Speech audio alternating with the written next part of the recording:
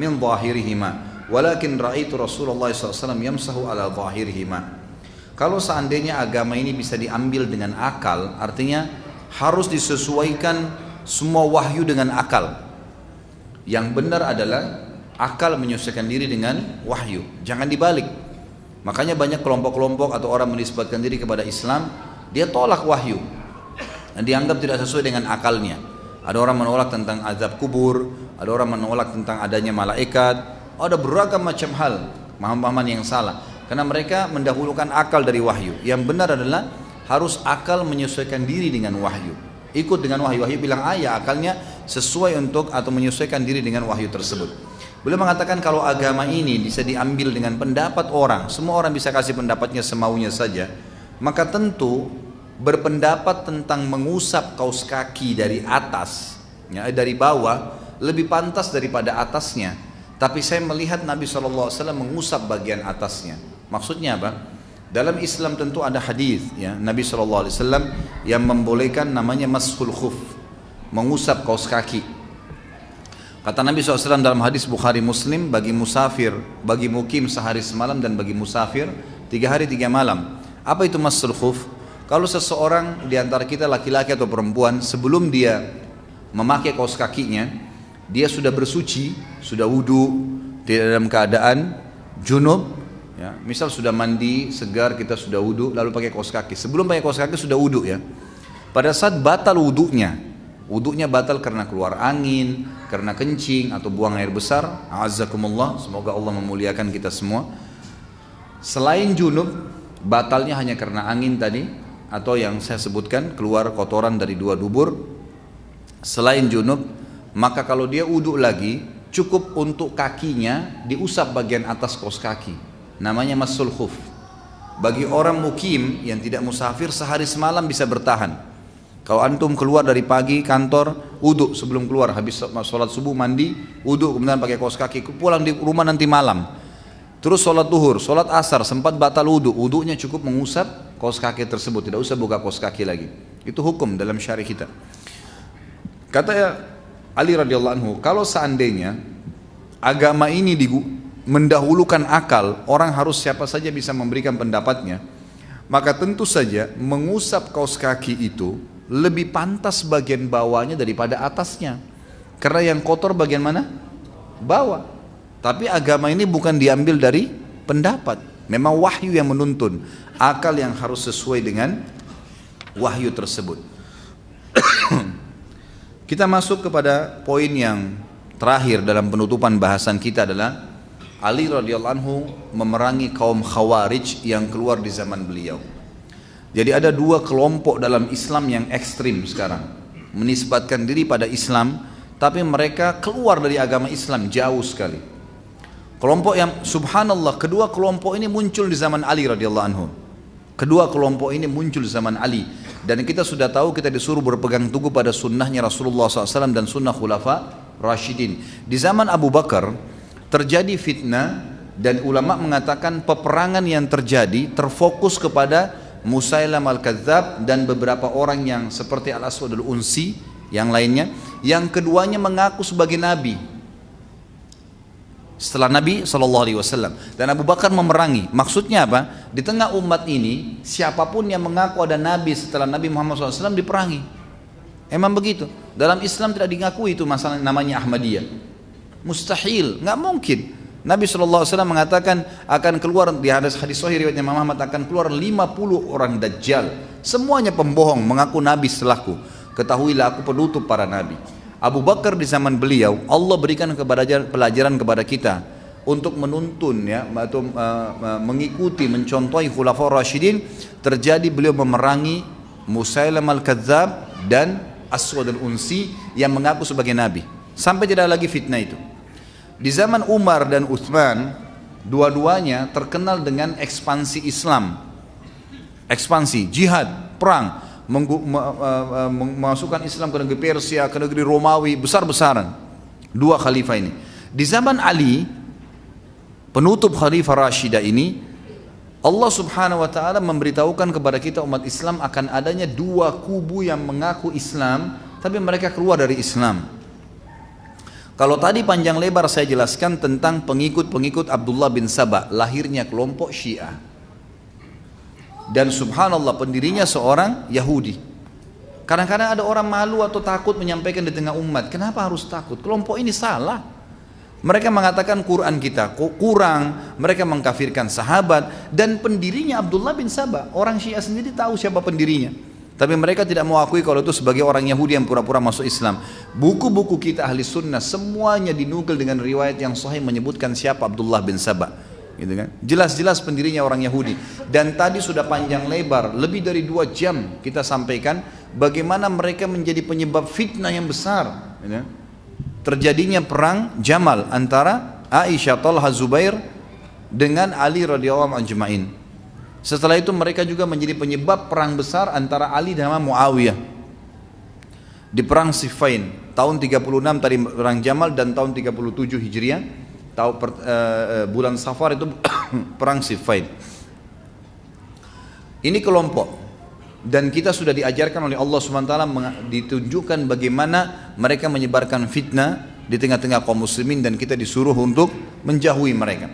Yang kedua, dan tentu di sini Ali radhiyallahu anhu ada sedikit poin di sini, tidak membunuh, tidak mengkisos para pembunuh Utsman bin Affan pada saat beliau jadi khalifah, karena beliau masih mencari tahu siapa saja pembunuhnya Utsman bin Affan nih. Dan karena banyaknya orang pada saat itu dan terbatasnya fasilitas media, bukan kayak kita sekarang mudah untuk ya diketahui siapa yang melakukan, dibantu dengan fasilitas media, maka 2 tahun memimpin, kurang lebih ya 4 tahun, dari tahun 36 sampai tahun 40 Hijriah, Ali radhiyallahu anhu tidak mengambil hukum ini. Kata para ulama Sunni, mereka mengatakan Ali tidak mengambil kisos terhadap mereka karena Ali masih meneliti dan memastikan siapa saja pelakunya. Kemudian nanti ya Ali sempat meninggal dan belum melakukannya. Begitu pula pada saat Muawiyah jadi khalifah. Setelah itu nanti akan ada berdiri dinasti Umayyah, kerajaan pertama dalam Islam setelah Ali meninggal radhiyallahu anhu. Maka tahun 40 Hijriah Muawiyah mendirikan kerajaan khilafah Umayyah yang ada di negeri Syam, gitu kan. Tentu ada kisah sendiri setelah bertemu dengan pasukannya Hasan dan seterusnya, ini akan ada bahasan sendiri. Tapi yang jelas adalah Ali radhiyallahu anhu di sini memberikan pelajaran kepada kita bahwasanya akan ada muncul kelompok tadi yang saya bilang Syiah, dan mereka Ali tidak sempat membunuh mereka ya, pengikut Abdullah bin Saba ini, karena masih belum jelas pembunuhnya. Lalu Muawiyah menuntut juga agar Ali menangkap pembunuh Utsman dan membunuhnya. Juga pada saat jadi khalifah tidak bisa menangkap. Kenapa tidak bisa menangkap? Karena tidak jelas siapa orangnya. Semuanya orang pada saat itu menusuk Utsman bin Affan, padahal Muawiyah sempat menuntut darahnya Utsman awalnya, gitu kan? Karena Utsman setelah jadi khalifah pun tahu bahwasanya apa yang Ali ambil keputusan memang tepat. Ali radhiyallahu anhu membiarkan sampai ada kepastian, dan memang satu persatu dikisos akhirnya. Seperti di zaman setelah Muawiyah, di zaman Hajjaj ya, di zaman Yazid bin Muawiyah nanti kita lihat ada beberapa pembunuh Utsman yang ketangkap, sampai di zaman Abdul Malik bin Marwan barulah semua pembunuh Utsman yang masih hidup terbunuh semuanya. Dan termasuk sudah kita jelaskan terakhir, ada yang ditemukan di Irak ya, di negeri Syam, yang matanya buta, kakinya dan tangannya semuanya putus, yang sambil menangis-menangis mengatakan, saya celaka, saya akan masuk neraka. Saya sudah sampaikan pertemuan yang lalu itu ya. Kemudian orang-orang bertanya, kenapa kau bilang begitu? Dia bilang, saya termasuk salah satu dari yang membunuh Utsman. Ratusan orang yang masuk gitu kan. Saya termasuk yang membunuh Utsman, dan Utsman sempat melihat pada saat saya memotong tangan, menampar istrinya, berkata, semoga Allah membutakan matamu, memutuskan tangan dan kakimu, dan semoga kau masuk neraka. Dia bilang, mata saya sudah buta, kaki saya dan tangan saya sudah putus, tinggal doa Utsman yang belum kena adalah saya masuk neraka. Sungguh kecelakaan buat saya gitu. Maka orang-orang yang mendengarkan pun berkata, semoga kau masuk ke neraka, pantas kamu masuk neraka, kenapa kau bunuh Utsman? Apa hubungannya? Anak mantu Nabi SAW, orang yang terhormat lalu dibunuh. Itulah kurang lebih gambaran tentang kelompok yang muncul yang pertama. Kelompok yang kedua, ini ekstrim yang kedua, gitu kan? Namanya kelompok Khawarij. Siapa kelompok Khawarij ini? kelompok yang sudah disebutkan oleh Nabi Shallallahu Alaihi Wasallam, kelompok yang sudah disebutkan oleh Nabi Shallallahu Alaihi Wasallam dengan istilah Khawarij langsung, nama itu dari Nabi SAW. Seperti misalnya riwayat yang sahih riwayatkan Imam Ahmad di jilid 4 hadis 355, Ibnu Majah nomor 173 dan Al-Hakim jilid 1 nomor 219. Ini cukup banyak riwayat-riwayat dan juga disahihkan oleh Syekh Al-Albani dalam Sahihul Jami' nomor 3374. Kata Nabi SAW, Al-Khawariju kilabun nar. Kelompok Khawarij adalah anjing-anjingnya neraka. Kelompok ini digelarkan oleh Nabi seperti itu. Bukan dikatakan penghuni neraka saja ya, anjingnya neraka. Kok sampai separah itu? Siapa kelompok ini? Nanti akan kita lihat. Kemudian kata Nabi SAW juga dalam hadis yang lain riwayatkan oleh Ibnu Majah nomor 168, Imam Ahmad jilid 1 404 dan juga At-Tirmidzi dari Ibnu Mas'ud radhiyallahu anhu, Nabi SAW mengatakan inna fi qatlihim ajran azima indallahi liman qatalahum. Siapapun yang membunuh mereka nanti, kalau muncul kelompok Khawarij itu, maka pahalanya sangat besar di sisi Allah Subhanahu wa taala. Bayangkan hadis yang kedua ini. Hadis yang pertama mereka adalah anjing-anjingnya neraka. Hadis yang kedua menjelaskan apa? Memerangi mereka, membunuh mereka pahalanya sangat agung. Kata Nabi SAW, ajran azima, pahala yang sangat besar di sisi Allah Subhanahu wa taala. Di dalam hadis yang lain kata Nabi SAW di dalam hadis sanadnya hasan diriwayatkan oleh Ibnu Abi Asim dalam Kitab Sunnah nomor 906 dari Abdullah bin Abi Aufa dan juga diriwayatkan oleh Imam Ahmad di jilid 4 nomor 357. Kata Nabi SAW, tuba liman qatalahum wa qataluhu. Sungguh beruntung orang yang memerangi mereka dan mereka membunuhnya. Artinya kalau sampai mati di tangan Khawarij, beruntung orang itu, mati syahid dia. Seperti itu gambarannya. Di dalam hadis yang lain, hadis sahih riwayat Bukhari nomor 3344, Imam Muslim 1064 dan juga Imam Ahmad di jilid 3 nomor 4. Diriwayatkan juga dalam sahih hadis kata Nabi sallallahu alaihi wasallam, la in adraktuhum la aqtulannahum qatla Thamud. Kalau seandainya kata Nabi aku hidup pada zaman itu dan mendapati mereka, niscaya aku akan membunuh mereka seperti pembunuhan kaum Thamud. Artinya kaum Khawarij nih. Bayangkan luar biasa ya. Jadi ini sabda Nabi SAW, bukan perkataan saya. Pertama hadis tadi mereka adalah anjing-anjing neraka. Kedua, pahala kalau membunuhnya sangat besar. Yang ketiga, beruntunglah orang yang dibunuh dan yang memerangi mereka. Yang keempat, kata Nabi SAW, kalau saya temukan mereka, maka saya pun akan membunuhnya atau akan membunuh mereka seperti membunuhnya kaum Thamud. Kemudian juga dalam hadis yang lain kata Nabi SAW, hadis sahih diriwayatkan Nasa'i dalam Khasa'is Ali, diriwayatkan oleh Abdullah bin Ahmad dalam As-Sunnah. Lau ya'lamul jayshu alladhi yusibunahum ma qudiya lahum ala lisani nabiyihim lattakalu alal amal. Seandainya bala tentara yang menyerang Khawarij mengetahui apa yang telah ditetapkan untuk mereka melalui lisan nabinya Muhammad sallallahu alaihi wasallam, niscaya mereka tidak beramal lagi setelah itu. Artinya saking besarnya pahala yang dijanjikan oleh Nabi sallallahu alaihi wasallam. Kemudian juga di dalam hadis yang lain yang cukup panjang, hadis ini kata Nabi SAW, yakhruju qaumun min ummati yaqra'una al-Qur'an laisa qira'atukum ila qira'atihim bi syai' wala salatukum ila salatihim bi syai' wala siyamukum ila siyamihim bi syai' yaqra'una al-Qur'ana yahsabuna anna lahum wa huwa 'alaihim la tujawizu salatuhum tarakiyahum yamrukuna minal islami kama yamruku as-sahmu minar ramiyah law ya'lamul jayshu alladhi yusibunahum ma qudiya lahum ala lisani nabiyihim sallallahu alaihi wasallam lattakalu 'alal 'amal wa ayatu dhalika anna fihim rajulan lahu 'adudun wa laysa lahu dhira'un ala ra'si 'adudihi mithlu halamati thadi alaihi sya'aratun bid. Kata Nabi SAW, akan muncul satu kaum dari umatku nanti, mereka membaca Al-Quran, bacaan Al-Quran mereka tidak sebanding dengan bacaan Al-Quran kalian. Artinya mereka luar biasa kalau membaca Al-Quran, suka sekali, bahkan ciri-ciri mereka menangis, ya. Suka menangis kalau baca Quran. Salat kalian tidak sebanding dengan salat mereka, luar biasa kalau mereka salat. Puasa kalian tidak sebanding dengan puasa mereka. Dalam ayat hadis lain dikatakan tahkiruna salatakum ila salatihim. Kalian menganggap remeh kalau lihat mereka salat, kalian merasa kecil salat kalian.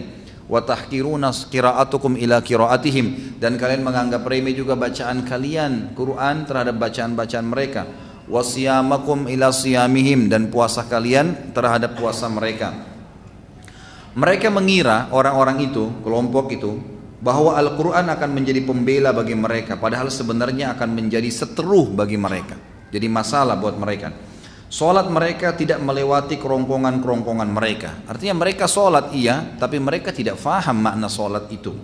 Mereka keluar dengan cepat dari Islam layaknya anak panah yang melesat dari busurnya. Seandainya bala tentara yang menyerang mereka mengetahui apa yang telah ditetapkan untuk mereka melalui lisan Nabi mereka Muhammad SAW, niscaya mereka tidak akan beramal. Tanda dari hal itu ialah bahwa di antara mereka ada laki-laki yang mempunyai bahu yang tidak memiliki lengan. Maksudnya ada bahunya tapi tulangnya tidak ada. Tulangnya sempat atau tulangnya itu tipis sekali sehingga membuat ya, seperti puting wanita atau payudara wanita. Dan di atas bahu yang tidak ada tulangnya tadi itu terdiri atau terdapat bulu-bulu yang tumbuh yang berwarna putih. Hadis ini sama tadi sudah saya sebutkan ya, yang hadis diriwayatkan oleh An-Nasai dalam Khasais Ali. Hadis ini hadis sahih gitu. Kemudian cukup banyak riwayat yang berbicara tentang masalah kelompok ini. Di antaranya riwayat Bukhari juga, telah datang seorang badui. Ini cirinya mereka ya. Datang seorang badui kepada Nabi SAW, lalu Nabi SAW, ya, orang itu berkata, "Ya Muhammad, uhkum bil adl fa innaka la ta'dal." Wahai Muhammad, orang ini kurang ajar sekali, tidak sopan, tidak sebutkan ya Rasulullah gitu. Wahai Muhammad, berlaku adillah, karena kamu tidak berlaku adil. Nabi SAW sempat marah dan mengatakan, kalau saya tidak adil, lalu siapa yang akan adil? Lalu kata Nabi SAW, akan keluar dari keturunannya orang ini yang kalian akan cemburu dengan bacaan Qur'annya, sholat mereka, ya, puasa mereka, tapi mereka keluar dari agama seperti keluarnya anak panah dari ya, busurnya. Maksudnya kata para ulama hadis mengatakan ciri-ciri kaum Khawarij yang pertama adalah paling suka menyalahkan orang. Paling suka menyalahkan orang, itu ciri yang pertama. Dan mereka selalu mengambil hukum dari Al-Quran secara zahir, yang kelihatan saja. Misal begini, perangilah orang-orang kafir. Ya sudah, siapapun kafir, menurut definisi mereka dibunuh, halal. Siapa saja. Tanpa melihat bagaimana Nabi SAW memilah antara kafir harbi, kafir zimmi, orang yang kafir memang mau berperang, orang kafir di bawah naungan pemerintah Islam, itu mereka tidak bedakan, pokoknya kafir halal, boleh dibunuh. Siapa yang tidak sefaham dengan kelompoknya, kafir, halal darahnya walaupun syahadat. Nah ini bahaya sekali, gitu kan? Di dalam riwayat yang lain disebutkan bahwasanya suatu hari, saya lihat dulu riwayatnya. Hadis ini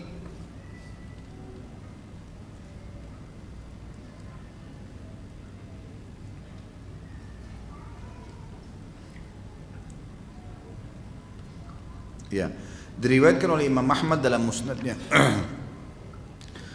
bahwasanya Abu Sa'id Al-Khudri radhiyallahu anhu berkata, kami sedang duduk menunggu Rasulullah SAW, lalu beliau keluar dari rumahnya, maksudnya di hadapan rumah, tunggu Nabi SAW keluar baru jalan-jalan sama-sama gitu. Lalu keluarlah Nabi SAW dari rumahnya, salah satu rumah istri beliau. Lalu Abu Sa'id berkata, maka kami berdiri mengikuti beliau SAW, lalu sandal beliau putus. Maka Ali berhenti untuk memperbaikinya. Rasulullah SAW berjalan dan kami terus mengikutinya. Maksudnya sendal Nabi salah satu yang tidak disebut tidak disebutkan kanan atau kiri terputus talinya. Kemudian dibiarkan oleh Nabi SAW. Nabi tetap jalan. Ali radhiyallahu anhu berdiri, berhenti, mengikat tali itu kembali. Jadi dia tertinggal. Sementara Nabi dengan para sahabat jalan terus gitu kan. Lalu Nabi SAW bersabda, Inna minkum man yuqatil ala ta'wili hadzal Qur'an kama qataltu ala tanzili. Nanti akan ada di antara kalian, sahabat-sahabatku ini, di antara kalian akan ada orang yang akan memimpin peperangan dan dia benar.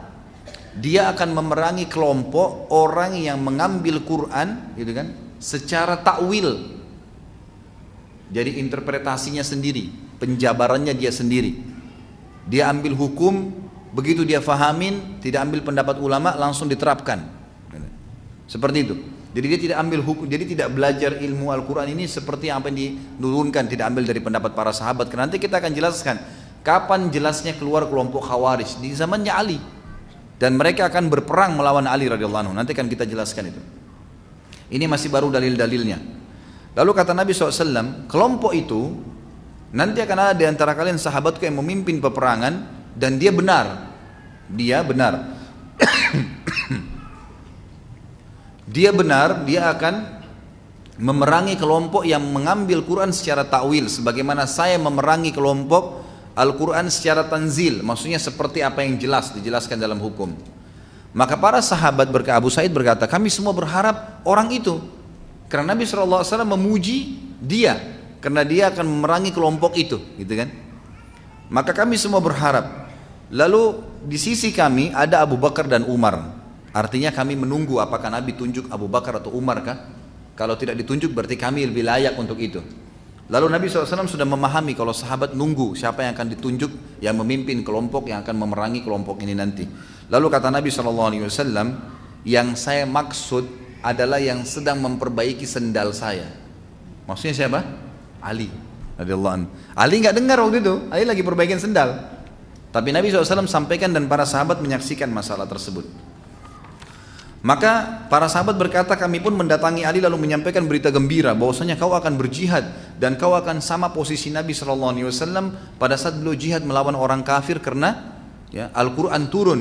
Maka karena mereka menyalahfahami Al-Quran, engkau memerangi mereka. Maka kata Abu Sa'id, tetapi Ali tersenyum dan seakan-akan sudah mengetahui berita itu dari Nabi SAW. Baik, awal mula kelompok Khawarij ini kelihatan adalah pada saat selesai peperangan Siffin. Tadi perang Siffin itu ya, perang tahun 37 Hijriah pada saat terjadi fitnah antara Ali dengan Muawiyah. Di sini suatu sisi ada kelompok tadi pengikut Abdullah bin Sabah yang menjadi pemicu peperangan supaya mereka tidak tertangkap karena membunuh Utsman. Sisi yang lain ternyata di kelompok itu ada anak-anak muda yang mereka memang semangat sekali mau berperang gitu kan. Waktu Ali bin Abi Thalib memberhentikan untuk memerangi Muawiyah karena sudah banyak kurban, untuk apa berperang? Diberhentikan sama Ali. Muawiyah pun sudah turun, tidak mau lagi. Kelompok ini kelihatan keluar lalu berkata kepada Ali, wahai Ali, kamu harus berhukum mengangkat Quran dengan hukum ini Al-Quran. Al-Quran bilang perangin orang-orang, dan mereka menganggap waktu itu Muawiyah kafir, kan gitu. Hampir sama pemahamannya dengan orang-orang Syiah. Orang Syiah kan mengatakan Muawiyah juga kafir. Jadi dua kelompok ini sasaran pandangannya sama gitu loh. Menganggap Muawiyah ini, yang satu yang Syiah menganggap Muawiyah kafir karena keluar melawan Ali. Ini juga sama. Tapi mereka pemahamannya berbeda. Yang ini nanti berkembang pesat. Karena dari Abdullah bin Sabah mengatakan Quran kurang lah, Jibril khianat dalam menurunkan wahyu dan beragam, mencaci maki, mengkafirkan sahabat Abu Bakar, Umar. Kalau Khawarij, kelompok yang kedua ini, mereka enggak mengkafirkan Abu Bakar, Umar, enggak, mereka bela Aisyah, mereka bela semuanya, enggak ada masalah dengan itu. Tapi mereka mengkafirkan Muawiyah. Mereka mengatakan kepada Ali, dan mereka juga bukan cuma Muawiyah, Ali dan Muawiyah dua-dua dikafirkan oleh dia. Kelompok Khawarij ini bilang, wahai Ali, kenapa kau tidak perangi Muawiyah? Kita sudah jauh-jauh ke sini, perangin aja sampai habis, mati, enggak boleh ada yang hidup. Kata Ali, untuk apa? Apa manfaatnya memerangi mereka? Jelas-jelas Muawiyah sudah membaiat, gak ada alasan untuk membunuh mereka. Kenapa harus membunuh? Lalu mereka mengangkat Quran mengatakan, kalau begitu kau tidak berhukum dengan Al-Quran. Kata Ali, ayat yang mana kalian pegangi? Yang mana ayat boleh membunuh seorang muslim? Mereka bilang pokoknya kalau kau tidak perangin Muawiyah, berarti kau akan keluar, tidak berhukum dengan hukum Allah, dan kami anggap kamu kafir. Jadi mereka mengkafirkan Ali. Ali tetap tidak mau. Siapa mereka mau didengar suaranya? Ternyata kelompok ini keluar dari pasukan Ali. Keluar dari pasukan Ali. Dan ternyata sebagian ulama mengatakan sebab dinamakan mereka Khawarij, ya, diambil dari kata-kata kharij yang berarti keluar, karena mereka misah dari pasukan Ali pada saat itu. Kan pasukan Ali semua sepakat, ahli sunnah sepakat mengatakan pasukannya Ali yang benar, gitu kan? Karena Ali ingin meredam fitnah dan kena fitnah memang, dan beliau adalah khalifah yang terpilih pada saat itu. Tidak ada yang pungkiri masalah itu, gitu kan? Dan ini banyak orang-orang Syiah tidak faham kalau ahli sunnah mengakui khilafahnya Ali, khalifah Rashidah terkenal. Dan kita sudah jelas ahli sunnah juga mengatakan Muawiyah berijtihad dan beliau salah, gitu kan? Aisyah, Talha dan Zubair kena fitnah, kan gitu. Selesai masalahnya, dan akhirnya mereka semua kembali bersatu. Nggak ada yang jadi masalah setelah itu. Ali radhiyallahu anhu memimpin setelah ke perang Siffin, tidak ada masalah sampai beliau meninggal. Dan subhanallah yang jadi masalah adalah kelompok Khawarij ini. Kelompok Khawarij ini akhirnya keluar dari pasukan Ali. Kemudian Ali radhiyallahu anhu mencoba mendakwahi mereka. Diutuslah kepada mereka sahabat Nabi yang mulia Abdullah bin Abbas. Bayangkan ya, Abdullah bin Abbas ini hibrul ummah, kata Nabi SAW. Artinya apa? Lautannya umat ini. Abdullah bin Abbas ini orang yang paling pintar. Islam tidak lagi lebih pintar daripada Abdullah bin Abbas. Kata Nabi SAW, hibrul ummah, gitu kan. Ali utus ke mereka. Coba Abdullah bin Abbas ke sana, dakwahin mereka. Yang taubat, yang kembali cuma 2-3 orang. Selebihnya ada mungkin lebih dari 1000 orang tetap tidak mau. Enggak, Ali kafir. Dari mana kafir? Mana dalilnya? Mana ayatnya orang bisa dikatakan muslim kafir? Sementara sahabat Nabi yang terkenal Usama bin Zaid sempat mengangkat pedangnya kepada satu orang di zaman Nabi SAW, gitu kan? Kemudian orang itu syahadat. Waktu dia sudah syahadat, ini Usama ragu, tapi dibunuh juga sama Usama. Terdengar oleh Nabi SAW. Kata Nabi SAW, kenapa Usama kau lakukan itu? Dia bilang, ya Rasulullah, dia syahadat karena takut lihat pedang saya. Wajar, ijtihad manusia ya. Karena sudah perang, kita bayangkan sudah duel, sudah susah jatuhin pedangnya dia. Begitu jatuh pedangnya kita mau bunuh, lalu dia syahadat. Kita pun kalau di posisi Usama berat sebenarnya. Tapi perhatikan apa kata Nabi SAW. Apakah kau belah dadahnya dan kau tahu dia bohong atau tidak? Terus Nabi SAW ulangin, terus diulangin. Artinya orang yang syahadat gak boleh sembarangan dibunuh. Kelompok Khawarij tidak menghalalkan darah orang yang tidak sepaham dengan mereka. Pokoknya yang tidak sepaham dianggap kafir, boleh dibunuh, halal. Nah ini bahaya sekali, gitu kan?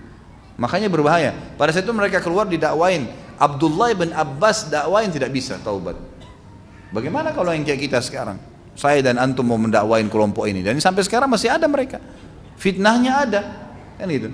Kata Nabi SAW, ciri-ciri Khawarij dalam hadis lain riwayat Al-Hakim adalah anak-anak yang sangat muda dan mereka tidak mengikuti Al-Quran ini sebagaimana tanzilnya, sebagaimana diturunkan. Maksudnya turun Al-Quran kepada Nabi, Nabi jelaskan kepada para sahabat. Artinya harus kita fahami Al-Quran seperti pemahamannya sahabat. Kalau kita fahami semau kita, semua jaringan-jaringan yang jaringan Islam liberal lah, apalah, semua mengaku pegang Al-Quran, tapi takwil semaunya, kan gitu. Bukan sepahaman sahabat. Sampai ada yang mengatakan khamr enggak haram karena ada ayat Al-Quran yang mengatakan, hai orang-orang yang beriman, ya alladzina amanu la taqrabus salata wa antum sukara. Jangan kalian sholat sementara kalian mabuk. Berarti boleh dong kalau mabuk di luar sholat, kan dilarang cuma sholat. Padahal ayat ini mansukh, sudah terhapus secara hukum. Dan para sahabat menukil kepada kita masalah itu. Ayat ini dihapus dengan ayat lain, Al-Maidah 90 atau ayat 90-91 tentang masalah penghaman khamr secara mutlak. Sehingga dia cuma tertinggal secara tilawah tapi tidak lagi hukumnya, gitu kan? Tentang proses pengharaman khamr. Tapi mereka tidak mau nangkap itu, tidak mau memahami dari para sahabat, maka akhirnya mereka menghakimi ayat seperti apa yang dibaca, kan gitu. Jadi seperti itulah akhirnya mereka kacau balau dalam pemahaman agamanya. Karena ayat Al-Quran kan turun bertahap sesuai dengan kejadian-kejadian, gitu kan? Seperti itu. Maka mereka adalah ciri-cirinya anak-anak muda yang tidak mengikuti Al-Quran sebagaimana tanzilnya turun kepada para sahabat dan kejadian mereka. Mereka malah menolak. Kemudian Ali radhiyallahu anhu waktu melihat hal tersebut, Datanglah beberapa orang kepada beliau dan berkata, wahai Amir Mukminin, perangi aja mereka sudah. Orang-orang ini tidak mau taubat, tetap menganggap Anda kafir, mengatakan Muawiyah kafir. Ini akan menjadi fitnah yang besar. Kata Ali, tidak. Selama itu masih pendapat mereka belum melakukan perbuatan merusak, nggak boleh kita tumpahin darahnya. Masih muslim. Jadi kalau ada orang tebarin pendapat, lawan dengan pendapat. Jangan antum debat, dia salah, antum jok mukanya, nggak boleh. Nggak usah, doain aja. Lawan dengan debat, udah selesai. Nggak ada jor-joran. Tapi kapan dia memulai itu, antum harus melawan, gitu kan? Makanya pada saat kaum Khawarij ini yang tadi keluar dari pasukan Ali itu, dia tahu Ali mau kembali ke Kufah, di tengah jalan mereka kembali duluan, lalu mereka mulai membunuh siapapun yang mereka sebarin. Ali kafir, Muawiyah kafir. Ada orang bilang, siapa yang bilang? Dibunuh. Pokoknya harus sefaham dengan mereka, mengatakan dua sahabat ini kafir, gitu kan? Yang tidak sefaham dibunuh, sampai dalam beberapa riwayat dikatakan mereka membunuh wanita hamil yang ditemukan di tengah jalan. Ini bahaya fitnah. Waktu mereka sudah tumpahkan darah sampai ke telinga Ali, kata Ali, sekarang halal untuk diperangi. Maka Ali kejar dengan pasukan. Ringkas cerita, sampailah mereka di sebuah sungai, gitu kan? Lalu terjadi pertemuan antara pasukan mereka dengan Ali. Itu pun Ali masih sempat dakwahi, taubatlah kalian, ini pemahaman yang salah. Dari mana kalian bisa mengkafirkan sahabat-sahabat Nabi? Dari mana ayat yang kalian bisa mengatakan harus memerangi Muawiyah sampai mati? Dari mana itu? Tetap aja mereka tidak mau. Maka sama Ali diperangi. Subhanallah, terjadi peperangan. Terbunuhlah pasukan-pasukan itu, ya, terbunuh mereka. Waktu mereka terbunuh, kata Ali, cari orang yang telah Nabi SAW tunjukkan dalam hadisnya. Siapa tadi cirinya? Seorang laki-laki yang pundaknya tidak ada, seperti tidak ada tulangnya, kemudian lembek seperti payudara wanita pundaknya, dan beberapa riwayat mengatakan sikunya, ya, dan ditemu dengan bulu yang berwarna putih. Maka pasukannya Ali membongkar-bongkar jenazah mereka satu-satu sampai ditemukan. Pada saat ditemukan orang tersebut, maka Ali pun dengan pasukannya sujud syukur di kancah peperangan. Kenapa kata Nabi? Ya, kalian siapa yang membunuhnya mendapatkan pahala yang besar. Inilah kelompok yang dimaksud oleh Nabi Sallallahu Alaihi Wasallam. Tapi ternyata pemahaman-pemahaman mereka ini terus berkembang. Jadi waktu yang diperangi oleh Ali cuma yang ada di pasukan Ali, ya. Ternyata pemahaman ini banyak. Jadi sudah mulai tersebar nih, bahwasanya memang Muawiyah ini fitnah. Sampai ada 3 tokoh mereka disebutkan oleh beliau di sini. Ada namanya Abdurrahman bin Muljam, dan ini akan membunuh Ali nantinya. Jadi yang membunuh Ali adalah orang Khawarij ini. Kemudian ada yang kedua Al-Baraq bin Abdullah dan Amr bin Bakr At-Tamimi. 3 orang ini. Mereka membincangkan keadaan kaum muslimin dengan semangat. Bagaimana kita selamatkan Islam ini? Dengan cara ini, pemerintah begini, bunuh saja. Ini pokoknya bicaranya masalah bunuh, gitu kan. Jalan keluar tidak ada, penyelesaian dengan solusi, diskusi nggak ada. Melihat permasalahan apa tidak ada. Pemahamannya secara zahir saja. Salah, bunuh, selesai. Akhirnya ketiga orang ini sepakat, lebih baik kalau begitu kita bunuh saja orang-orang yang menjadi penyebab umat Islam jadi pecah. Maka Ibnu Maljam tadi berkata, saya akan bunuh Ali. Al-Baraq mengatakan, saya akan bunuh Muawiyah. Amr bin Bakar berkata, saya akan bunuh Amr bin As. Bayangkan yang mereka kejar ini sahabat-sahabat Nabi, yang Nabi puji semua, gitu kan. Kita mau bunuh saja ini. Jadi mereka anggap diri mereka lebih pintar daripada para sahabat. Padahal Al-Quran turun kepada para sahabatnya. Lalu kemudian mereka semua selanjutnya sepakat, berjanji dan berikrar tidak akan mundur apapun risikonya hingga mereka berhasil membunuh sasarannya masing-masing atau mereka yang terbunuh. Lalu mereka menyiapkan pedangnya dan mulung-murinya dengan racun. Mereka sepakat bahwa tanggal pelaksanaan rencana mereka mau membunuh sahabat kawan 15 Ramadan. Di bulan Ramadan mau membunuh. Dan tiga-tiganya menganggap membunuh 3 sahabat ini adalah pendekatan diri dengan Allah. Bayangkan jahilnya. Gimana caranya? Sahabat yang melihat Nabi SAW hidup turun wahyu, kepada mereka turun Al-Quran, lalu kita anggap mereka kafir, gitu kan? Gimana ini? Kemudian Mereka sepakat menjalankan rencana mereka 15 Ramadan tahun 40 Hijriah. Setiap orang harus Setiap orang harus menghabisi orang yang menjadi sasarannya. Setelah itu masing-masing dari mereka berangkat ke kota, dari kotanya ke sasaran-sasaran tersebut. Ringkas cerita, Ibnu Maljam yang terbilang salah satu dari suku Kindah pergi ke Kufah. Dia tidak mengatakan apapun kepada saudara-saudaranya di sana karena khawatir rahasianya terbongkar. Di Kufah terdapat 10 orang Taim, ya, Ar-Raba. Di antara mereka seorang wanita yang bernama Kitam binti As-Sajnah. Ali telah membunuh ayahnya dan saudara laki-lakinya dalam perang An-Nahar. Jadi pada saat terjadi dibunuh oleh Ali radhiyallahu anhu yang di pinggir sungai tadi, salah satu yang terbunuh adalah ayahnya perempuan ini, namanya Kitam. Dan anak ini sudah terpengaruh dengan pendapat ayahnya, mengatakan Ali kafir. Karena perempuan ini marah, maka dia ketemu dengan Ibnu Maljam. Ibnu Maljam lalu kemudian tertarik dengan kecantikannya, tanpa tahu kalau ini juga adalah Khawarij. Kemudian mereka ngobrol lah. Ibnu Maljam menyampaikan beritanya. Kata Kitam, saya sangat mendukung masalah itu karena Ali telah membunuh ayah saya, dia telah kafir. Fitnah tersebar. Maka mereka pun akhirnya menikah dan sepakat untuk membunuh Ali. Mereka mengaturlah strategi dalam masalah ini. Akhirnya Ibnu Maljam sempat bicara atau mau menikahi Kitam. Apa keinginanmu? Dia menjawab 3.000 dinar atau dirham, seorang hamba sahaya, seorang wanita, dan nyawanya Ali bin Abi Thalib. Kata si Kitam, kalau kau menikahi saya, kasih itu. Maharnya termasuk nyawanya Ali. Ini aneh-aneh ini, ya. Nggak masuk di akal gitu. Ya mungkin kita sekarang susah untuk menjangkau itu ya. Apanya kok bisa terjadi? Ngapain bunuh orang ini? Tapi ada subhanallah orang seperti itu. Ibnu Maljam pun mengatakan, ini adalah maharmu, saya akan kasih itu. Adapun Ali, maka aku tidak melihatmu menyebutnya untukku sedangkan engkau menginginkanku. Maka dia berkata, carilah kelengahannya. Artinya, kalau Ali memang saya sudah inginkan. Kalau tadi uang 3.000 dirham, hamba saya itu penyanyi apa segala, itu kan memang tidak ada hubungannya dengan saya. Artinya cuman kau sendiri yang mau. Tapi kalau Ali juga saya mau memang dasarnya. Kita cari kelengahannya. Maka pada saat mereka melihat, ya, Ali ternyata salah satu tradisi beliau radhiyallahu anhu waktu di Kufah, setiap subuh sebelum azan itu beliau selalu keliling, bangunkan orang yang bisa dijangkau untuk sholat subuh berjamaah. Itu tradisi Ali radhiyallahu anhu.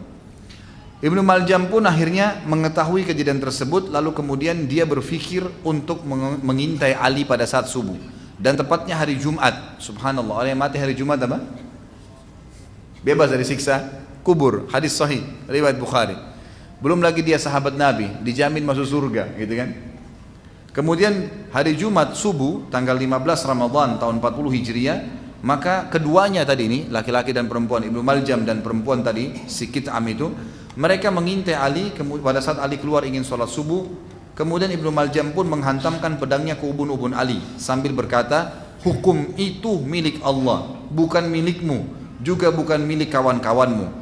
Maka orang-orang yang sedang berada di masjid pun terkejut mendengar itu, karena Ali pas masuk masjid kan gelap. Begitu dipukul ubun-ubunnya Ali, berdarah, jatuh sambil dia teriak, orang ini teriak. Akhirnya orang ini pun dikeroyoki oleh kaum muslimin pada saat itu dan akhirnya dihukum, dikisos. Sementara Ali sendiri pun tergeletak dan akhirnya beliau dalam keadaan kritis dan beliau meninggal karena pukulan Ibnu Maljam tadi. Kata para ulama, salah satu yang membuktikan sabda Nabi SAW bahwasanya Ali, ya, ahli surga, Ali mati syahid, tadi gelar-gelar awal yang kita sebutkan di awal pertemuan, gitu kan? Ternyata didapatkan karena si Ibnu Maljam membunuhnya. Sisi lain ini janji Nabi kepada Ali dan Ali betul mati syahid, dan sisi lain berarti membuktikan Ibnu Maljam dalam keadaan salah, ya kan gitu, karena jaminan mati syahid kepada Ali ada dari Nabi SAW. Maka akhirnya dia pun dikisos, kan? Dan pemahaman ini tetap saja menyebar di sekitar Irak karena tidak semua di antara mereka yang menimbulkan atau memunculkan dirinya pada saat itu. Maka Ali pun akhirnya meninggal dunia dari hasil pukulan tadi. Dikatakan oleh para ahli sejarah, Abdurrahman ibn Maljam menikamnya di Kufah pada hari Jumat bulan Ramadan, menyisakan melewati sisa kurang lebih 13 malam dari Ramadan. ada yang berkata malam 21 tahun 40 Hijriah. Ali sempat bertahan 2 hari, Jumat dan Sabtu, lalu meninggal di malam Ahad dalam pendapat yang lain. Tapi pendapat yang lainnya juga mengatakan dia meninggal pada hari Jumat itu dan dimandikan oleh kedua anaknya dan juga Abdullah bin Ja'far. Al Hasan pun anak beliau radhiyallahu anhu ajma'in mensolatinya dan memakamnya di waktu subuh.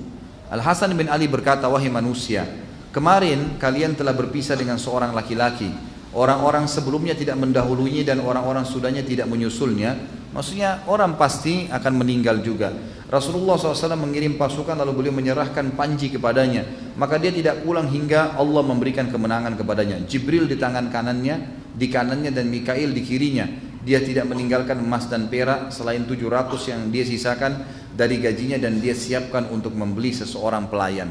Jadi di sini maksudnya pernah ingat waktu saya sebutkan di riwayat Abu Bakar atau Umar kalau tidak salah ya, di salah satu peperangan pernah Nabi SAW mengatakan di kanannya Ali, Jibril, dan di sebelah kirinya Umar adalah Mikail. Di salah satu dari 2 orang ini ada malaikat yang mendampinginya. Jadi dengan ini maka berpulanglah Ali radhiyallahu anhu ke rahmatullah, dan juga ulama menyimpulkan beberapa poin sebagai penutup. Yang pertama, berhubungan dengan masalah Ali, atau saya sebutkan, saya simpulkan ya. Saya tidak mengatakan ulama karena saya ambil dari apa yang sebenarnya sudah kita baca dan apa yang saya ketahui selama ini. Yang pertama, Allah Subhanahu wa taala ingin menunjukkan kepada umat ini apa yang akan terjadi di tengah-tengah kubu mereka sampai hari kiamat. Dari terjadinya zaman Abu Bakar, diperanginya orang-orang yang mengaku ada Nabi setelah Nabi Muhammad SAW, dan dicontohkan Abu Bakar memerangi mereka sampai habis fitnah ini. Berarti kita harus melakukan itu. Yang kedua, di zaman Umar dan Uthman, ekspansi Islam ke Afrika, ke negeri Syam, memerangi ahli kitab Yahudi dan Nasrani, sampai akhirnya dan orang-orang Persia musyrik sampai Islam tertanam di sana. Yang ketiga adalah masa Ali bin Abi Thalib, munculnya 2 kelompok yang berbahaya yang umat Islam harus berhati-hati dari mereka, meninggalkan.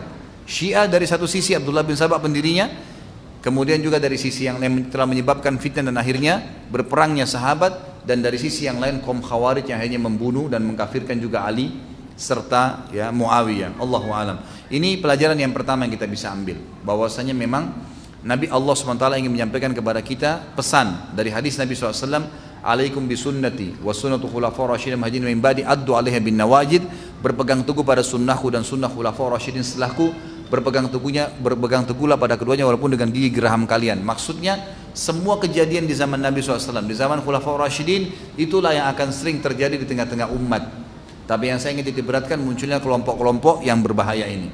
Kemudian yang kedua, figur Ali radhiyallahu anhu adalah figur yang ditokohkan oleh ahli sunnah, dan ahli sunnah menokohkan Ali jauh daripada kelompok Syiah yang telah menganggap atau terlalu berlebihan dalam memuliakan Ali. Padahal sebenarnya kemuliaan mereka pun terbatas sekali. Apalagi memang mereka yang sebenarnya telah membuat fitnah terjadinya perang di antara sahabat, dan hampir saja Ali terbunuh. Gitu kan? Bisa saja Ali terbunuh atau perang Jamal atau perang Siffin, tapi mereka penyebabnya.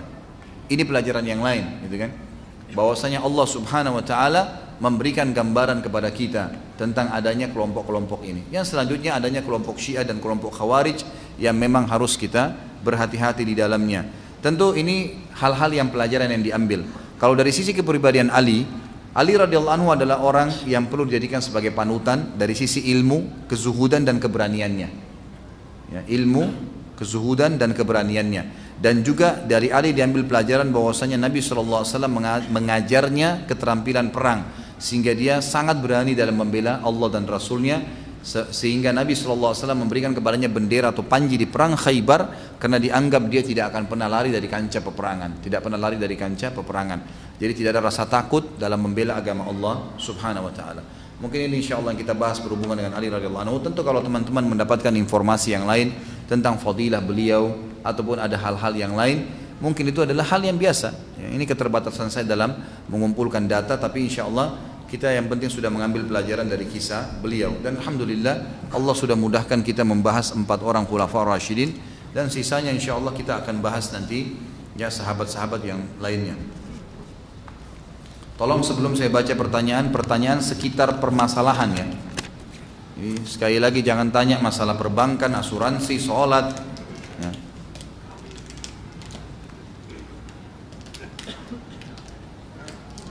Ya, ini sama saja ini. Apa hukumnya lomba burung berkicau? Coba, apa hubungannya kira-kira? Nanti saya bahas terakhir lagi.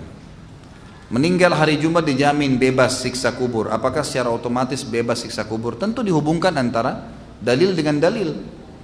Seperti begini, ada hadis yang berbunyi, siapa yang menjaga 4 rakaat sebelum duhur dan 4 rakaat sesudah duhur, sunnah, dia akan diharamkan dari api neraka. Pertanyaannya, kalau ada orang sholat 4 rakaat sunnah sebelum duhur, 4 rakaat sudah duhur tapi tidak sholat duhur, kira-kira selamat gak dari neraka? Jadi harus dihubungkan dengan dalil, gitu kan? Masalah kasus orang bebas siksa kubur hari Jumat itu ada kriterianya. Orang mukmin yang memang beribadah kepada Allah SWT dan tidak ada indikasi penyebab siksa kubur, kan gitu. Kalau dia meninggal hari Jumat tapi dia musyrik, tetap ada azab kubur. Ini hanya berlaku bagi orang beriman. Kalau dia meninggal dalam keadaan kafir hari Jumat, tetap kena, gitu kan. Jadi perlu difahamin masalahnya.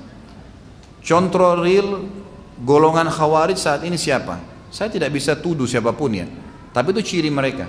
Kalau ada kelompok yang mengkafirkan selain kelompok mereka dan mengaku Islam, itu khawarij. Itu cirinya.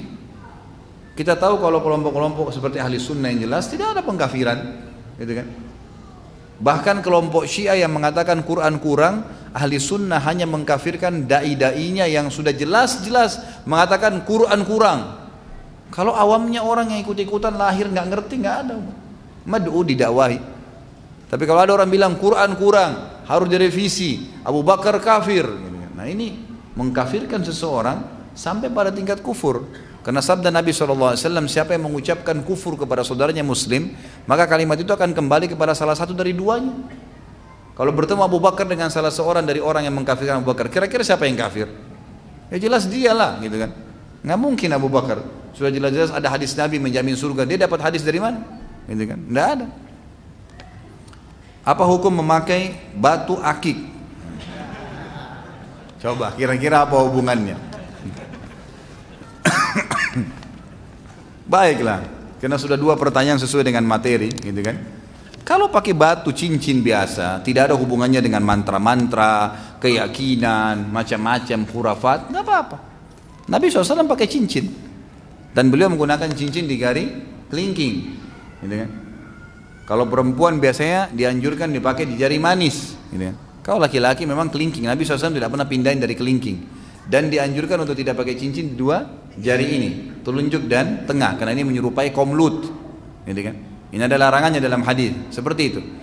Dan batu itu memang batu karena anda suka saja, gitu kan? Bukan karena memuat awet muda lah, laku pekerjaan, apa dagangan, khurafat, semua itu nggak boleh. Apakah nama Ali bin Abi Thalib itu adalah nama asli beliau? Jawabannya iya. Ya, namanya memang sudah Ali. Dan Ali memang dikenal nama ini di kalangan orang-orang Arab di Mekah, gitu kan? Nah, dan beliau termasuk orang yang pertama masuk Islam. Ini tadi belum sempat saya singgung di awal pertemuan. Yang pertama mengimani risalah Nabi SAW atau masuk Islam dari kalangan anak-anak. Ya. Yang pertama dari kalangan laki-laki orang tua adalah Abu Bakar.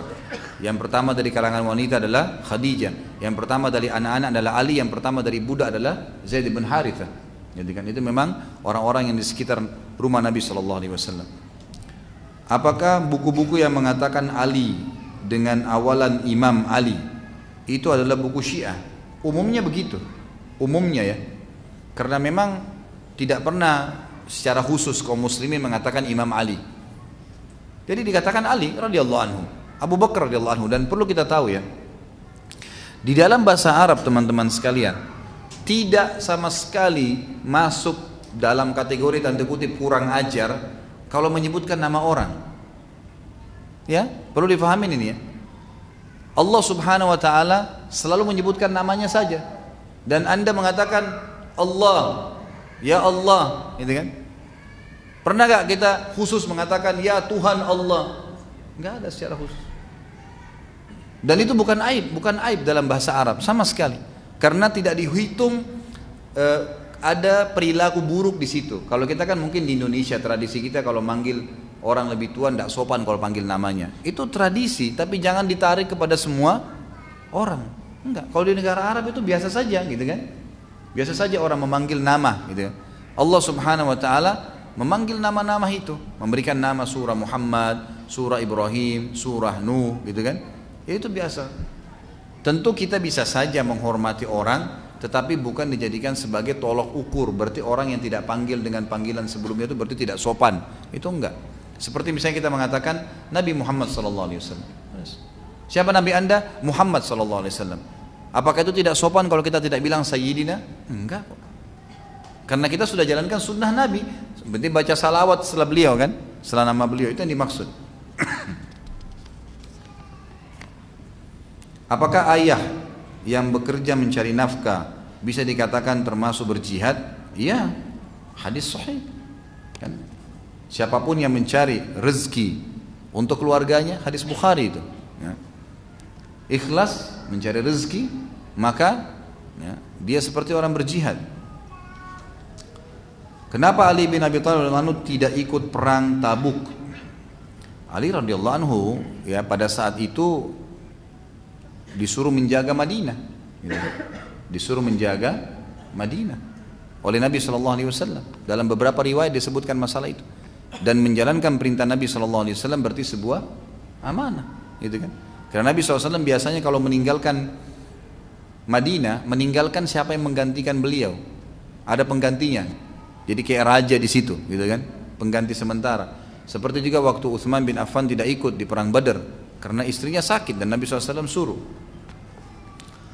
Kenapa Fatimah radhiyallahu anha tidak mau dipoligami? Namun setelah Fatimah Az-Zahra meninggal, beliau meminta memiliki 8 orang istri. Bukan Fatimah tidak mau dipoligami, jangan salah faham.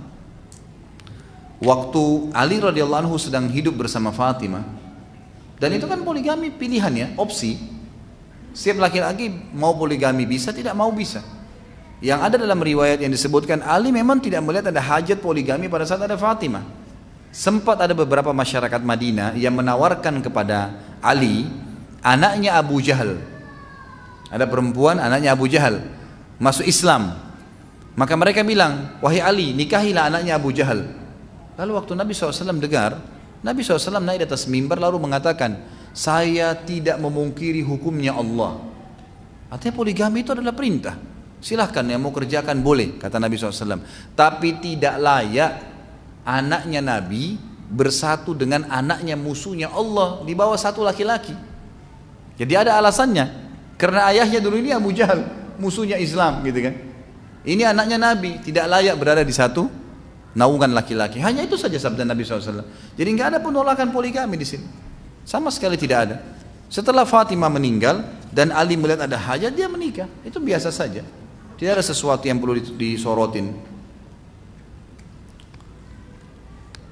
Bagaimana cara menghadapi fitnah adu domba Syiah? Ya kita berusaha semaksimal mungkin. Tugas kita hanya berusaha. Kalau ada Syiah, orang yang selama salah kita jelaskan kalau itu salah. Ada fitnah yang sampai kita sampaikan, gitu kan? Mereka berusaha memerangi, ya diperangi. Kan itu. Itu yang terjadi di Saudi sekarang. Saudi nyerang Yaman karena mereka menyerang. Mereka sudah bilang musim haji ini kami akan serang Mekah. Tidak ada alasannya orang-orang Iran Syiah masuk ke Yaman. Apa urusannya? Nggak ada urusannya gitu. Sama sekali nggak ada. Dan mereka menghancurkan masjid, menghancurkan, membunuh guru-guru hafal Quran. Banyak tapi tidak dinukil di media kita itu. Gitu kan? Jadi itu yang terjadi. Jadi kita dakwahin mereka, sampaikan. Tugas kita berusaha saja. Saya sudah kasih contoh tadi. Ya. Nabi Musa alaihissalam pada saat mencambuk tongkatnya di Laut Merah, usaha itu. Padahal bisa tanpa cambuk. Bisa airnya naik, bahkan hilang airnya Laut Merah bisa. Waktu Maryam alaihissalam duduk di bawah pohon kurma, apa kata Allah SWT? Wa huzzi ilaiki bijiz'in nakhlah. Apa artinya huzzi itu? Goncang, gitu kan? Goncangkan pohon kurma yang di sebelahmu wahai Maryam, maka tusakit alaiki rutaban janiyah. Nanti akan berguguran tuh kurma-kurma mentah, kurma-kurma matang kepada kamu. Bapak, teman-teman sekalian, siapapun di antara kita yang paling kuat tidak akan pernah mampu menggoyang pohon kurma. Apalagi wanita yang lagi hamil mau melahirkan. Tapi Allah mau kita berusaha. Nggak bisa mau digoncang bagaimana caranya, gitu kan? Nggak mungkin. Tapi Allah mau manusia berusaha. Kita berusaha, ikhtiar, selebihnya dari Allah Subhanahu Wa Taala. Kalau kita mau bicara tentang pasukan jihad, selalu jumlahnya lebih sedikit, selalu senjatanya lebih sederhana. Tapi kita punya kekuatan iman kepada Allah Subhanahu Wa Taala. Allah yang memberikan kemenangan. Seperti itu. Apa yang dimaksud dengan gelar karramallahu wajha? Ini disebutkan kepada Ali. Sebagian ulama menggelarkan Ali dengan gelar tersebut. Ini riwayatnya tidak sahih. Makanya kita tidak sebutkan itu ya. Riwayat ini banyak dinukil dari orang-orang Syiah yang mereka mengatakan karramallahu wajha. Jadi belum ada buku-buku riwayat sahih yang menjelaskan dari sunnah menyebutkan tentang karramallahu wajha. Artinya Allah memuliakan wajahnya. Jadi dinukillah katanya karena dia tidak pernah lihat kemaluannya sendiri dan segalanya. Artinya yang kita temukan selama ini referensi dengan sanad yang sahih tidak ditemukan julukan itu. Kan gitu. Kalaupun ada tidak ada masalah. Kalau memang ada riwayat sahih tidak ada masalah. Ya, tapi kita yang saya tahu Allahu alam riwayat itu tidak disebutkan. Di awal kajian bukankah yang bergetar itu gunung Uhud? Mengapa batu? Itu lain lagi. Ada riwayat lain. Waktu selesai perang Uhud kemudian goncang gunung Uhud, itu gunung Uhud, itu lain. Riwayat ini bukan gunung Uhud, memang Jabal Nur yang ada Gua Hira. Dan ini riwayat yang berbeda. Ini fase Mekah, itu fase Madinah. Jadi bukan cuma sekali terjadi goncang, gitu kan? Ini yang dimaksud tadi. Mengapa kajian dosa besar nomor 2, 4, 9, 11 sampai 20, 25 sampai 35, 47, banyak insyaallah, banyak sekali. 55 sampai 57 dan seterusnya tidak dapat kami temukan. Silakan tanya kepada kameramen kita di sini. Beliau yang bertanggung jawab itu. Ya akhi ya, tolong dicek kenapa nggak bisa ini.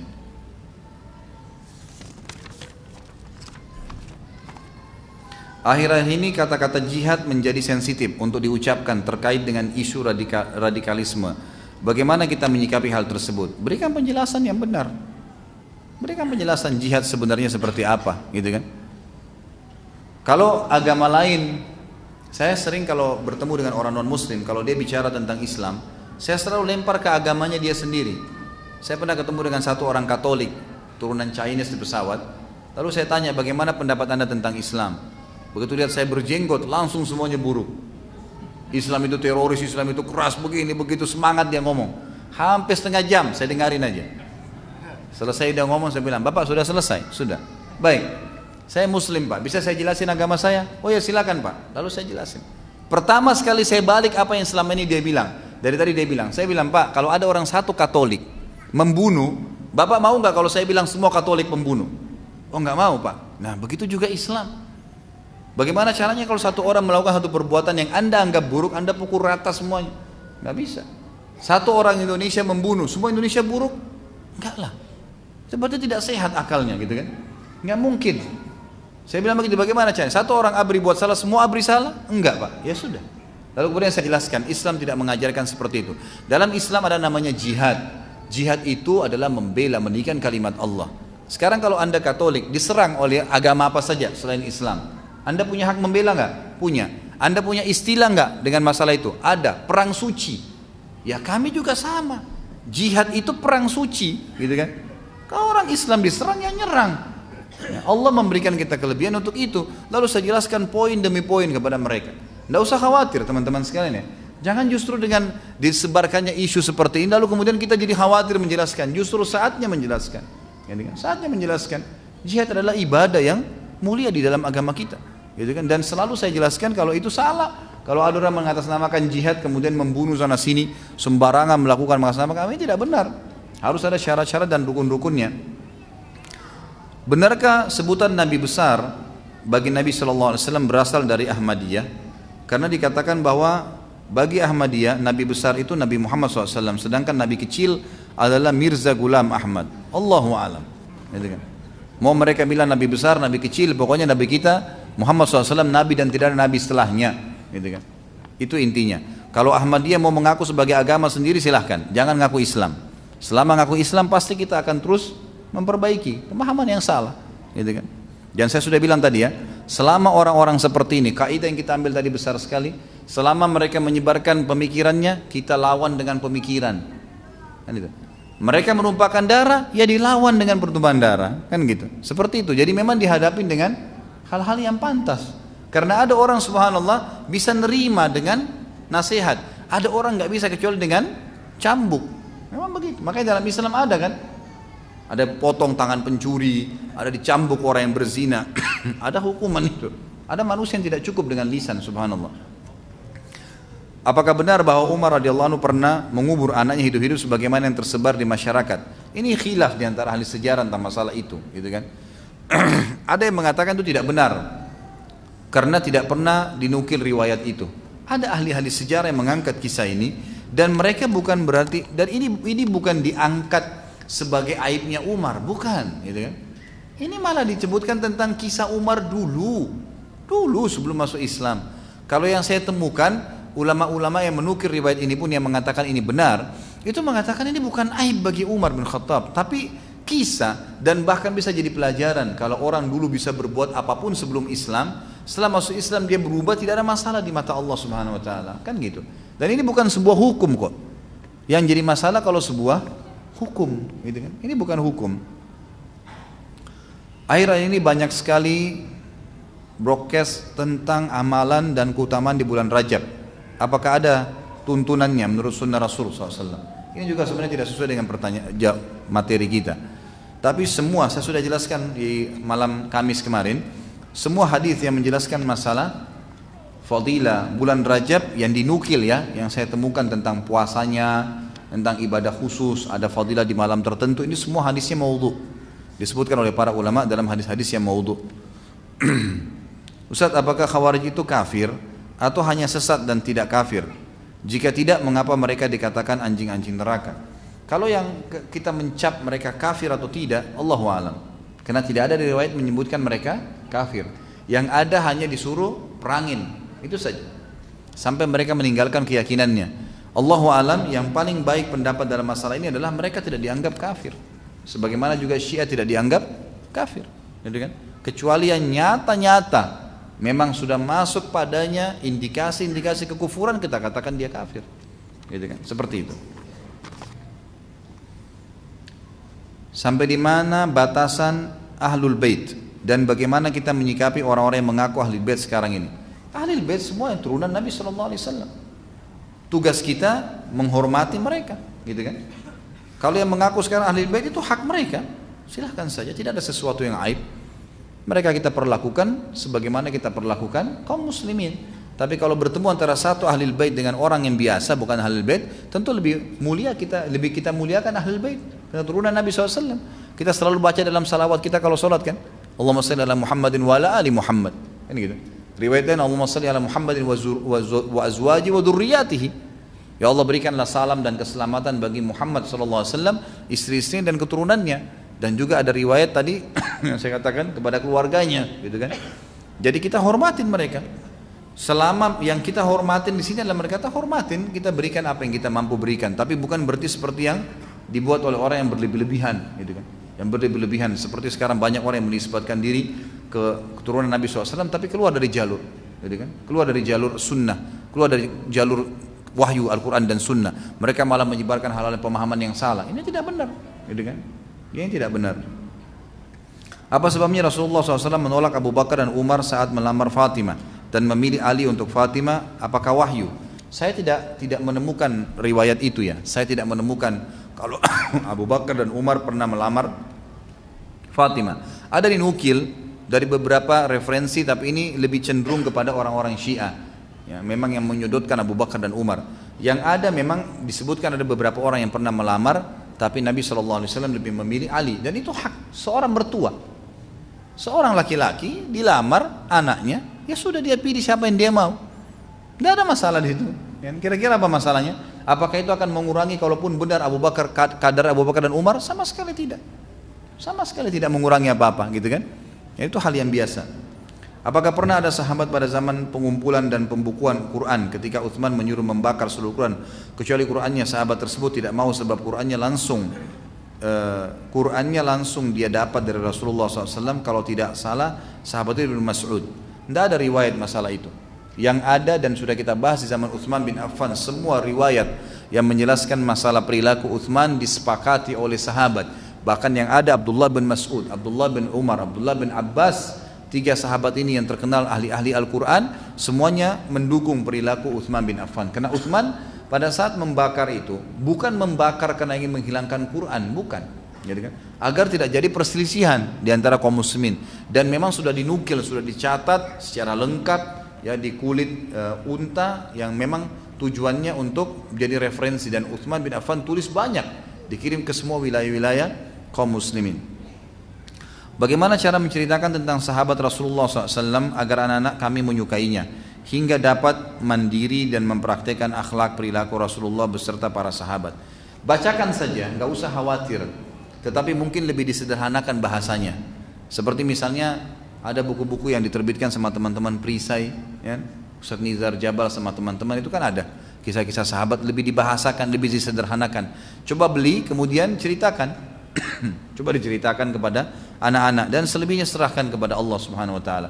Diceritakan, karena itu paling kisah Abu Bakar paling cuma berapa lembar, 5-6 lembar, diringkasin gitu loh. Mungkin secara rinci peperangan, secara rinci apa itu mungkin tidak perlu disebutkan, tapi siapa Abu Bakar, apa fadilahnya, perilakunya secara umum, itu yang perlu dijelaskan. Apakah Aisyah dan Fatimah pernah bertengkar saling diam-diaman setelah Rasulullah SAW wafat? Allahu alam, saya tidak tahu kalau soal itu. Saya tidak pernah temukan riwayat masalah itu. Jadi yang saya tahu tidak, masalah Fatimah dan Aisyah pernah ya tidak sefaham, itu pernah terjadi. Tapi apakah itu terjadi di zaman Nabi SAW atau sudah wafat? Saya tidak tahu itu. Tapi itu pun hanya kesalahpahaman sederhana, gitu kan? Masalah dipanggil atau tidak dipanggil, ya. Seperti itu saja. Diperbolehkan atau tidak kita mengunjungi negara non Muslim? Misal berlibur atau urusan pekerjaan. Kalau seandainya memang penting sekali urusan pekerjaan, darurat, gitu kan, dakwah, ada urusan bisnis yang penting mendesak, nggak ada masalah. Tapi kalau untuk rekreasi, ya saya sarankan Allahu alam lebih baik jangan. Kemana Ustaz? Umroh. Sudah umroh Ustaz? Umroh lagi. Udah 10 kali Ustaz, 100 kali, nggak ada masalah. Pahalanya 100.000, gitu kan? Nggak mungkin kita bisa dapat sama dengan 6.800 tahun kita ibadah di selain Mekah, gitu kan? Apakah diharamkan jika seorang wanita keluar kota luar negeri tanpa mahram? Ini sudah sering kita jelaskan. Ya. Maaf saya tidak jelaskan lagi ya. Saat ini banyak orang yang posting hadis di sosmed. Setiap melihat quote dari Ali radhiyallahu anhu, saya otomatis takut dan curiga quote tersebut palsu atau dikinan Syiah. Bagaimana cara membedakan mana yang palsu dan mana yang sahih? Tentu umumnya disebutkan referensi ya. Jadi kalau antum terima apapun sifatnya, bukan cuma Ali radhiyallahu anhu, tentang siapa saja. Perhatikan paling tepat kalau di bawah ada referensinya. Kalau nggak ada jangan dinukil. Saran saya begitu. Lebih baik jangan dinukil, gitu kan. Mau tanya, wah ini jangan tanya toko saya di sini. Toko Pak Ustadz pindah di mana? Tanyanya di luar materi. Di Condet Raya nomor 50 ya. Loh iya. Tolong jelaskan, karena kemarin ada yang tanya alamat itu toko, bukan mau belanja umum, mereka mau cari buku, gitu kan. Karena ada buku yang saya referensikan, maka saya sampaikan. Memang di Kalibata sedang dibongkar dan saya pindahkan ke Condet Raya. Gitu. Tolong jelaskan mengenai sholat awabin, apakah ada dalilnya? Gitu. Ini juga masalah sholat ya. Tentu ini istilah yang dipakai dan memang ada disebutkan oleh sebagian ulama masalah sholat itu. Jika saya mendapatkan sejumlah dana dari atasan saya dengan status syubhat, apakah boleh dana tersebut saya berikan kepada saudara saya? Ya kalau syubhat, kalau anda bisa tolak lebih baik. Tapi kalau ditolak ada mudaratnya, dalam arti kata memang syubhat ya. Kalau jelas haram nggak boleh. Jelas kita tahu itu uang korupsi, uang haram, lalu kita terima itu nggak boleh. Mutlak, tolak, walaupun harus dipecat. Nggak ada urusannya. Saya nggak mau terima, kasih yang lain silahkan. Tapi kalau syubhat, ragu, dikasih oleh pimpinan kita nggak tahu duit apa. Dalam Islam kita hanya boleh menghakimi secara zahir, yang kelihatan saja. Kalau yang kelihatan ternyata ini adalah ragu, mungkin gajinya mungkin bukan. Ya, dalam Islam kita nggak perlu tanya ini gaji anda kah, uang dari haram atau tidak, baik diterima. Ragu boleh dibagi kepada orang lain, asal jelas syubhat bukan yang haram. Jika jilbab atau gamis ada rendanya, apakah itu termasuk tabarruj? Jika diharamkan memakai parfum pada saat keluar rumah untuk wanita, bagaimana hukumnya jika pakaian tersebut dicuci diberikan pewangi pakaian? Kalau rendah itu atau motif itu memang dasarnya diniatkan kan itu, untuk pakaian yang menarik lawan jenis, gitu kan? Itu jelas tidak boleh. Yang saya tahu itu ya. Tapi kalau misal memang kain itu dasarnya sudah begitu bentuknya, merah atau hitam misalnya, tapi ada garis merahnya, gitu. Memang ada, nggak bisa dipisahin kain itu. Memang ada di situ dan itu hanya sekedar memang kena kainnya begitu ya sudah.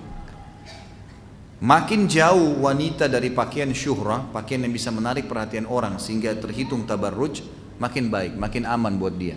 Dan perlu wanita muslimah tahu ya, tujuannya dilarang tabarruj tadi, dilarang untuk bermegah-megahan atau menarik lawan jenis itu supaya tidak diganggu oleh orang. Tujuannya itu kok, maslahatnya buat dia sendiri sebenarnya, gitu kan? Jadi harus dipahami masalah ini. Apa hukumnya membaca Shadaqallahul Azim? Tidak pernah ada riwayatnya. Artinya Allah Maha benar, gitu kan? Tanpa kita bilang pun Allah benar nggak? Alhamdulillah. Jadi nggak usah bilang. Apa doa untuk orang tua kita agar mau meningkatkan ibadahnya, agar di sisa umurnya menjadi berkah dan bermanfaat untuk di akhirat? Bebas, berdoa apa saja, sampaikan, keluhkan kepada Allah. Dalam bahasa daerah Anda silakan. Allah mengerti bahasa semua. Sampaikan, berikan hidayah ibu saya, ayah saya. Abu Hurairah radhiyallahu anhu pernah mendoakan ibunya agar mendapatkan hidayah. Ya, dan datang kepada Nabi SAW dan berkata, ya Rasulullah, doakan ibu saya agar dapat hidayah. Dan ini juga dalil bolehnya kita datang kepada orang soleh dan mengatakan tolong doakan orang tua saya, anak saya, ya pasangan hidup saya, itu boleh-boleh saja, nggak ada masalah. Syarat kepemimpinan adalah Islam, ulama dan tidak meminta. Untuk level pemimpin apa batasannya, apa maksudnya? Ya. Hanya pemimpin di kantor tempat kita bekerja atau presiden, gitu kan? Ini sudah saya jelaskan ya. Ada DVD saya sudah terbit, sudah ada di YouTube, bisa dilihat. Tentu ini untuk pemimpin, ya, untuk pemimpin negara secara khusus kita bicara. Kalau pemimpin lembaga, ini masih banyak ulama yang mentoleransi tentang masalah lembaga, karena lembaga ya, instansi tergantung spesialisnya, gitu kan. Kalau ada lembaga bisnis, tidak mungkin seorang ulama di situ, susah, gitu kan. Mungkin bukan bidangnya. Tapi kalau negara, beda. Negara itu kan dia bisa tunjuk orang-orang nanti di bidang ekonomi menterinya siapa, di bidang ini menterinya apa, siapa, gitu kan, sesuai dengan bidangnya. Tapi dia menaungi mereka dengan hukum Allah Subhanahu wa taala. Ini yang saya tahu adalah pemimpin negara. Wanita menyambung rambut tidak boleh atau haram. Bagaimana halnya dengan banyaknya wanita zaman sekarang yang meletakkan sesuatu di kepalanya seperti sanggul, ya, atau punuk unta yang bahannya bukan dari rambut. Ya sudah jelas hadis yang dilarang oleh Nabi SAW. Kalau rambutnya dia alami yang dia harus kuncir dan tidak terlalu tinggi di belakang, tidak menyerupai punuk unta, itu boleh-boleh saja. Karena memang sunnah Nabi SAW perempuan memelihara rambut mereka, kan gitu. Jadi itu boleh-boleh saja. Tapi kalau dia sengaja membeli benda yang dibentuk kain atau rambut dibentuk, ini terbentuk rambut di belakang seperti punuk unta, itu tidak boleh. Ada hadis yang melarang. Sama halnya tadi masalah minyak wangi saya belum jawab ya. Jadi yang dilarang adalah minyak wangi yang menyolot, gitu kan, yang baunya keras. Karena Abu Hurairah radhiyallahu anhu waktu bertemu dengan wanita, yang membuat Abu Hurairah tegur dia kenapa? Karena wangi, tercium. Tapi kalau orang cuci baju dengan molto, orang pakai roll on, gitu kan, itu nggak ada masalah. Bahkan yang saya tahu, sebagian besar ulama yang saya tahu, yang saya kenal, itu mereka membolehkan kaum wanita menggunakan minyak wangi, tapi sebatas dia saja, gitu kan. Seperti ada minyak wangi yang roll, gitu kan, yang hanya pada saat dia ketemu sama wanita dia letakkan di tangannya salaman, gitu kan. Itu umum saja. Karena itu kalaupun dia lewat tidak kecium, gitu. Yang dilarang kalau tercium baunya, artinya langsung membuat lawan jenis tersebut tertarik untuk mengganggunya, fitnah, gitu kan. Itu yang dilarang. Allahu a'lam. Wanita tidak boleh menguris alis. Menguris maksudnya apa Ustaz? Menguris artinya mencukur. Ya, hadis lain mengatakan mencabut, gitu kan? Itu tidak boleh. Apa yang bisa saya lakukan untuk membantu orang tua yang telah meninggal agar terhindar dan dilindungi dari azab kubur? Doakan, minta ampun untuknya, bersedekah untuknya, haji dan umrah untuknya. Ini sudah sering saya sampaikan. Mohon nasihatnya, orang tua saya ingin sekali saya bekerja mengajar di sebuah sekolah, tapi peraturan sekolah tersebut tidak boleh memakai cadar dan sekolah tersebut masih mengadakan acara-acara yang bukan dari syariat Islam seperti Kartinian. Lalu apa yang harus saya lakukan?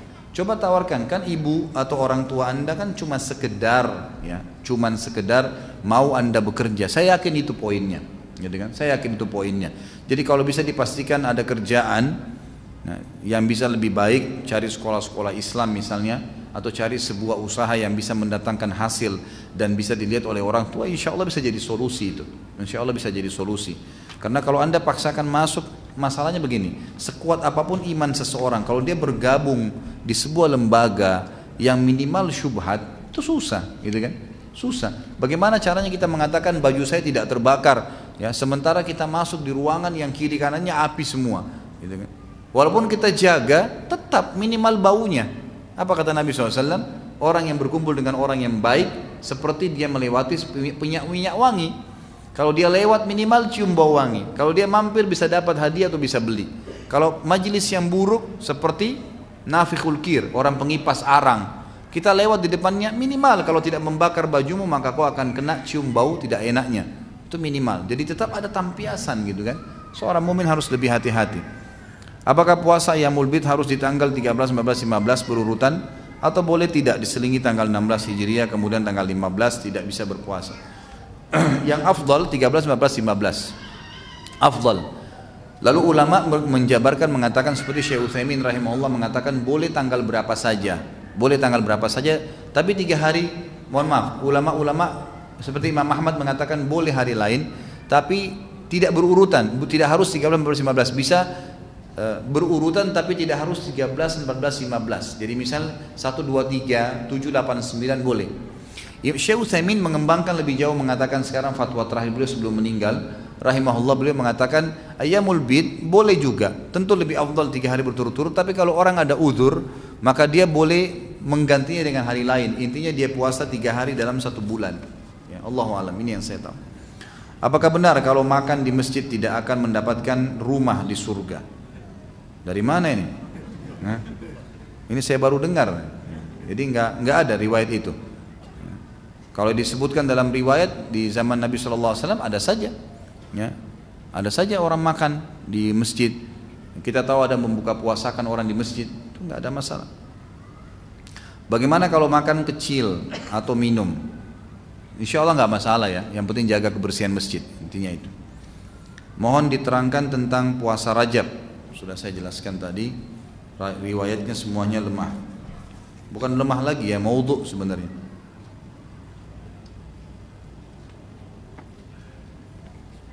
Ini maksudnya apa nih?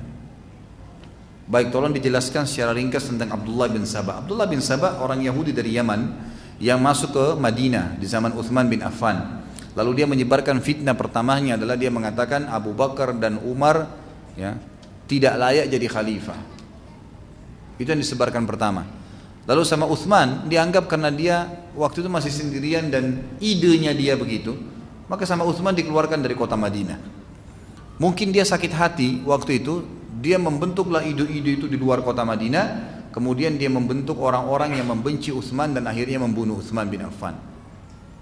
Setelah itu dia kembangkan lagi di zaman Ali, ya, pada saat Ali jadi khalifah, dia masuk lagi ke Madinah, kemudian dia mengatakan bahwasanya Abu Bakar, Umar dan Uthman merebut khilafahnya Ali.